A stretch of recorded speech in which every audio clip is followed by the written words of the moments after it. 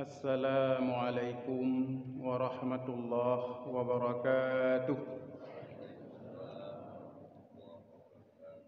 Alhamdulillah alladzi amarana bis-siyami fi syahri Ramadan wa anzala 'alaina al-Qur'ana hudan lin-nasi wa bayyinatin minal huda wal furqan. أشهد أن لا إله إلا الله وحده لا شريك له وأشهد أن محمدا عبده ورسوله لا نبي بعده. اللهم صل وسلم على سيدنا ومولانا محمد وعلى آله وأصحابه أجمعين. أما بعد فيا أيها الحاضرون رحمكم الله Ittaqullaha ta'ala haqqa tuqatih wa la tamutunna illa wa antum muslimun. Marilah kita bersyukur kepada Allah Subhanahu wa ta'ala pada malam yang mulia ini, malam 21 Ramadan, malam ganjil yang pertama dari sepertiga yang akhir dari bulan Ramadan ini. Allah masih memberikan kita kesempatan dan kesehatan untuk dapat berhadir di tempat yang mulia ini dalam rangka untuk berubudiyah, berta'abbud kepada Allah Subhanahu wa taala dalam bentuk pelaksanaan salat Isya secara berjamaah, dan nanti insyaallah akan kita sambung dengan tarawih dan witir secara berjamaah.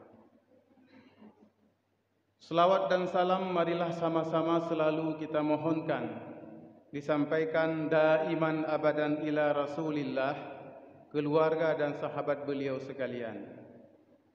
Yang kami muliakan Abi Imam Syekh dan seluruh pengurus masjid, yang kami muliakan guru-guru kami, para ulama, pimpinan dayah, pimpinan balai pengajian, yang kami muliakan seluruh cerdik pandai tokoh masyarakat, dan yang sangat kami istimewakan seluruh jamaah, baik bapak-bapak maupun ibu-ibu yang sudah hadir pada tempat yang mulia ini.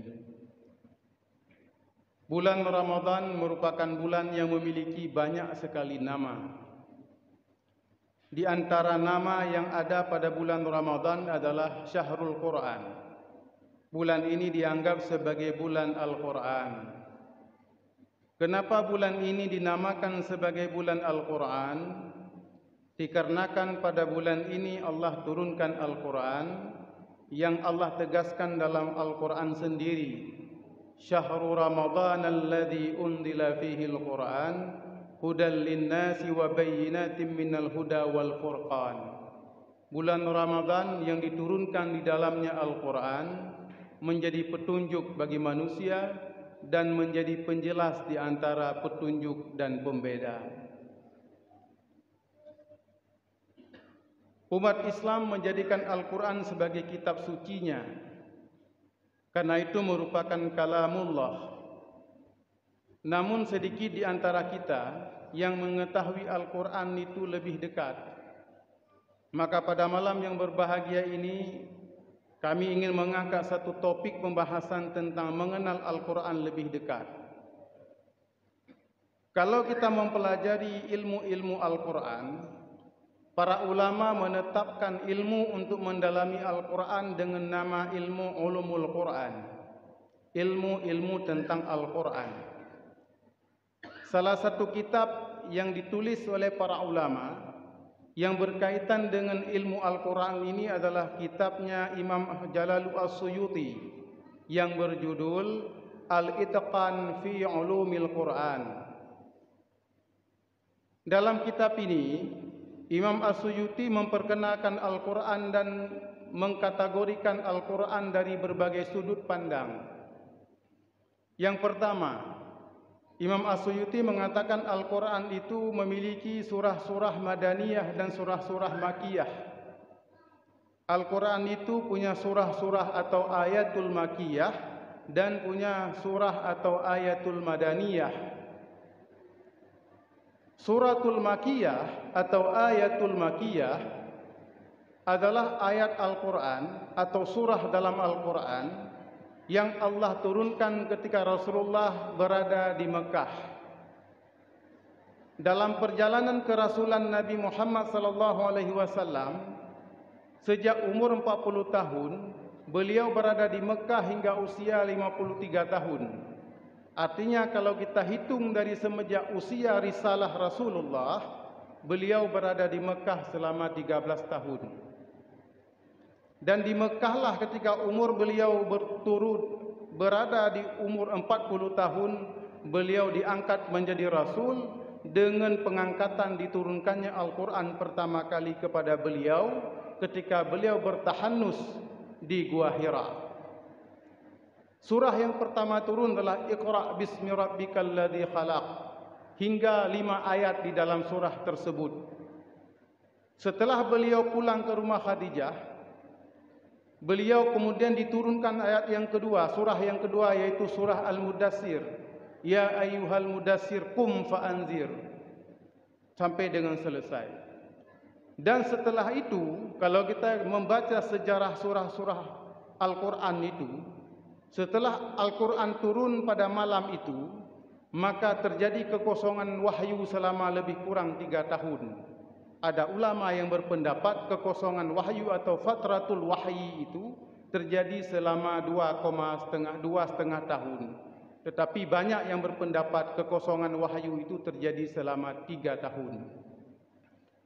Nah, ini dikategorikan sebagai suratul Makkiyah, yaitu surah-surah Al-Quran yang diturunkan oleh Allah Subhanahu wa Ta'ala ketika Nabi Muhammad berada di kota Mekah atau sebelum hijrah. Ciri-ciri daripada surah Makkiyah adalah dia pendek, berisi ajaran-ajaran tauhid, celaan terhadap orang-orang kafir, memperkuatkan akidah orang-orang mukmin yang masih sedikit bersama dengan Rasulullah sebelum Nabi hijrah ke Madinah. Itu surah-surah Makkiyah. Kemudian surah yang kedua, kategori yang kedua yang dibuat oleh para ulama adalah suratul Madaniyah. Suratul Madaniyah itu adalah surah-surah Al-Quran atau ayatul Quran yang Allah turunkan setelah hijrah Rasulullah ke Madinah. Sebagai pengetahuan kita ketika kita membaca sejarah, Rasulullah berada di Madinah selama 10 tahun. Setelah itu beliau meninggal dunia dan wafat di Madinah. Maka kalau kita melihat sejarah Ramadan, kalau Ramadan ini diwahyukan atau diwajibkan oleh Allah pada tahun kedua Hijriah, pada bulan Sya'ban tahun kedua Hijriah, maka Nabi hanya sempat berRamadan 9 kali. Karena Nabi hidup selama 10 tahun di Madinah. Nah, di Madinah inilah diturunkan ayat surah-surah yang disebut dengan suratul Madaniyah dan atau ayatul Madaniyah. Ciri khas dari ayatul Madaniyah adalah menggambarkan tentang berbagai hukum, menggambarkan tentang persoalan-persoalan sosial, menggambarkan tentang Bani Israel, menggambarkan tentang generasi-generasi dahulu, dan surahnya sangat panjang seperti surah Al-Baqarah. Kalau kita membaca surah Al-Baqarah, itu cerita tentang perilaku kaum Yahudi. Allah lukiskan di situ dengan sangat detail, sehingga kita, Rasulullah pada masa itu sangat mengenal bagaimana karakter orang Yahudi yang hari ini generasi turunan mereka itu menguasai tanah Palestina dan menyerang orang-orang Muslim yang ada di Masjidil Aqsa. Kategori yang kedua, setelah surah Makkiyah dan surah Madaniyah, Imam Al-Suyuti juga membagi surah Al-Quran ke dalam apakah wahyu itu diturunkan pada waktu siang atau pada waktu malam. Yang diturunkan pada waktu siang disebut nahriyan, yang diturunkan pada waktu malam disebut dengan lailian. Jadi surah Al-Quran, ayat Al-Quran ada diturunkan pada waktu malam, ada diturunkan pada waktu siang. Tetapi mayoritasnya kaum muslimin yang berbahagia, ayat-ayat Al-Quran tersebut diturunkan pada waktu siang. Kemudian dibagi juga kategori surah Al-Quran itu safarian atau hadarian, yaitu apakah surah Al-Quran tersebut atau ayat Al-Quran tersebut diturunkan ketika Nabi tidak dalam perjalanan atau sedang hadir berada di tempat beliau maupun di Mekah maupun di Madinah, atau dalam perjalanan safarian, dalam perjalanan beliau turun Al-Quran. Itu disebut sebagai ayat safariyah atau ayat-ayat yang diturunkan oleh Allah kepada Nabi dalam keadaan Nabi sedang dalam perjalanan. Demikian juga ada ayat-ayat Al-Quran yang disebut dengan ayat ardhiyan, ayat-ayat yang Allah turunkan di bumi ketika Nabi berada di bumi. Ada juga ayat-ayat yang disebut dengan ayat samaiyan, ayat-ayat yang Allah turunkan ketika Rasulullah berada di langit, terutama pada saat Rasulullah melaksanakan mi'raj dari Masjidil Aqsa ke Sidratil Muntaha. Itu yang pertama. Yang kedua, kalau kita melihat bagaimana proses wahyu turun.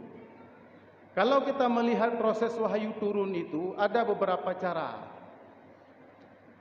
Yang pertama adalah wahyu itu diturunkan oleh Allah melalui malaikat Jibril, di mana malaikat Jibril tersebut tidak menyerupakan dirinya sebagai manusia biasa, tetapi tetap sebagai malaikat Jibril. Sehingga apabila dalam kondisi itu Rasulullah menerima wahyu, maka Rasulullah itu merasa sangat berat, karena alam rohani yang dimiliki oleh Jibril dengan alam Rasulullah yang berada di bumi sangat jauh bedanya. Diceritakan dalam banyak hadis ketika Rasulullah itu menerima wahyu, di mana Jibril itu masih sebagai Jibril, maka Rasulullah itu biasanya berkeringat. Rasulullah kadang-kadang menjadi demam.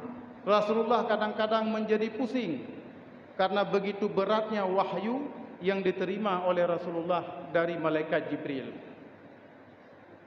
Diceritakan oleh Said bin Sabit. Said bin Sabit ini adalah sekretaris Rasulullah dan beliau merupakan ketua tim penyusunan mushaf Al-Quran yang kita kenal hari ini pada masa Sayyidina Utsman. Said bin Sabit mengatakan, pada suatu hari saya duduk bersama dengan Rasulullah. Kaki Rasulullah atau paha Rasulullah itu menindih paha saya. Tiba-tiba wahyu turun. Pada saat wahyu turun itu, maka Said bin Sabit merasakan seakan-akan paha beliau itu dalam keadaan remuk tertindih dengan paha Rasulullah karena begitu beratnya wahyu. Al-Quran mengatakan, Bismillahirrahmanirrahim, "Lau anzalna hadzal Qur'an ala jabalin la ra'aitahu khashi'an mutasaddian min khasyatillah wa tilkal amthalu nadribuha lin-nasi la'allahum yatafakkarun." Seandainya kami turunkan Al-Quran ini kepada gunung, gunung itu adalah batu-batuan yang cadas dan keras, ya. La ra'aitahu khashi'an mutasaddian min khasyatillah, sungguh engkau akan melihat gunung tersebut khashi'an mutasaddian min khasyatillah, gunung tersebut akan tunduk dan berkeping-keping hancur karena takut kepada Allah. Untunglah gunung itu dibuat tuli oleh Allah. Loh, seandainya gunung bisa mendengar firman-firman Allah, maka rata sago bertuh gunung. Karena begitu beratnya beban dan takutnya gunung-gunung tersebut kepada Allah. Maka disambung, watilkal amsalu nadribuha, demikianlah perumpamaan yang kami buat bagi manusia, la'allahum yatafakkarun, mudah-mudahan mereka berfikir. Untuk menggambarkan beratnya wahyu itu, dalam satu riwayat disebutkan bahwa pada satu hari Rasulullah SAW dalam perjalanan di atas unta beliau, atas unta, tiba-tiba turun wahyu dari malaikat Jibril. Apa yang terjadi? Unta yang Rasulullah kendarai itu jatuh terjerembab ke atas tanah karena begitu beratnya wahyu yang diterima oleh Rasulullah SAW. Rebah unta. Itu apabila Rasulullah menerima wahyu di mana Jibril tidak menampakkan diri beliau sebagai manusia. Berat. Karena alam rohaninya berbeda. Cara wahyu turun yang kedua adalah dengan cara Rasulullah itu didatangi oleh Jibril dalam bentuk manusia biasa. Biasanya Jibril akan datang kepada Rasulullah dengan menyerupakan dirinya dengan seorang sahabat yang sangat tampan dan ganteng. Sahabat itu bernama Dihyatul Kalbi. Sahabat ini beriman kepada Rasulullah setelah perang Badar, artinya setelah Nabi hijrah ke Madinah. Dalam rupa Dihyatul Kalbi inilah Rasulullah itu menerima wahyu dari Jibril. Sebagai manusia, Jibril menampakkan dirinya seperti seorang sahabat dan membacakan ayat Al-Quran kepada Nabi Muhammad SAW. Nabi Muhammad mendengar, menghafalnya dan kemudian menyampaikannya kepada para sahabat. Jadi seluruh ayat Al-Quran yang di Mushaf Utsmani ini itu merupakan al-wahyu al-matlu, merupakan wahyu yang dibacakan kepada Nabi oleh Jibril. Lafaz-lafaznya itu dibacakan oleh Jibril dari Allah Subhanahu wa taala dan Nabi Muhammad menghafal lafaz tersebut dan menyampaikan kepada sahabat. Maka wahyu itu terbagi dua. Ada wahyu yang matlu yang dibacakan oleh Jibril langsung dengan lafaz-lafaznya yang kemudian menjadi Al-Quran. Ada wahyu yang dimana diilhamkan kepada Nabi dan penyampaiannya menggunakan bahasa-bahasa Nabi. Itu kemudian menjadi hadis qudsi atau menjadi hadis.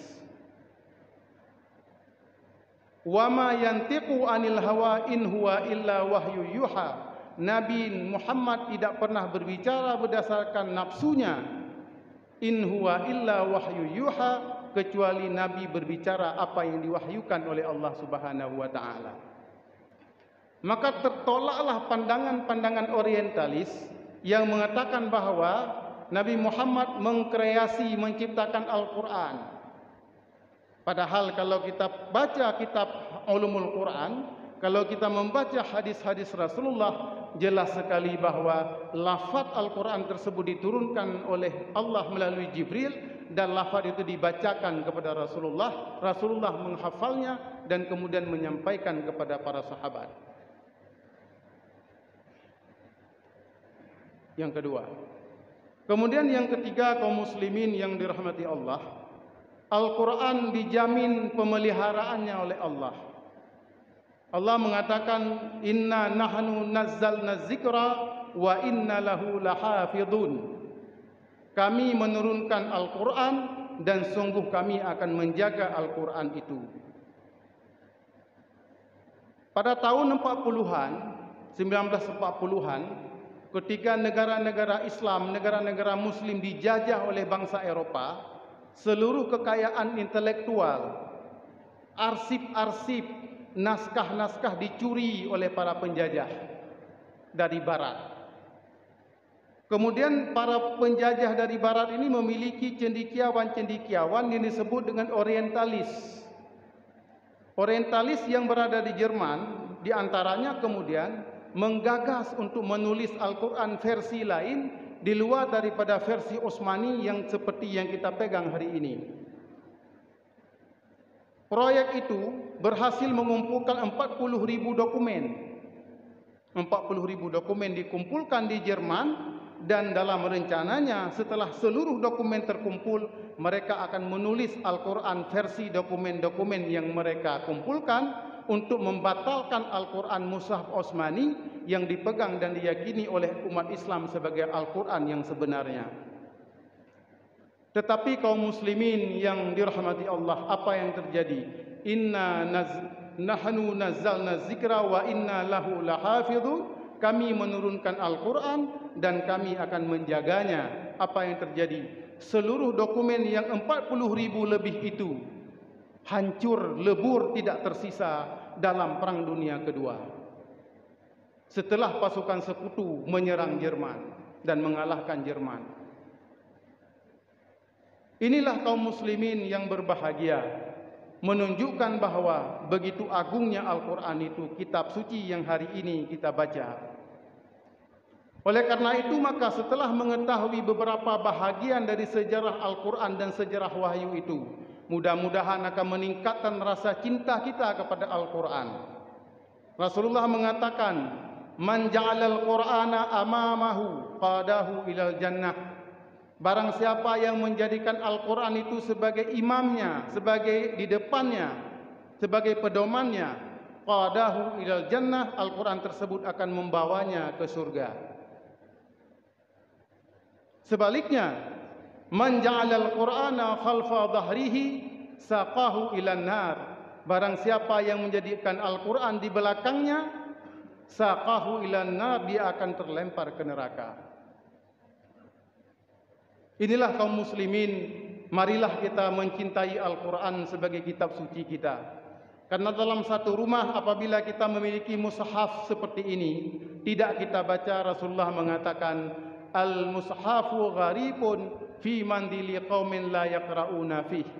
Mushaf Al-Quran itu akan menjadi sesuatu yang aneh dan asing apabila berada dalam sebuah rumah yang rumah tersebut tidak membaca Al-Quran di dalamnya. Al-Quranna tapi hanada baca, maka di situ disebut al-mushaf gharib. Mushaf itu menjadi sesuatu yang aneh, tidak cocok berada di situ karena hanya menjadi pajangan, tidak menjadi bacaan, tidak menjadi pedoman. Hubungan paling rendah kita dengan Al-Quran, kaum muslimin, Bapak Ibu sekalian, adalah membacanya.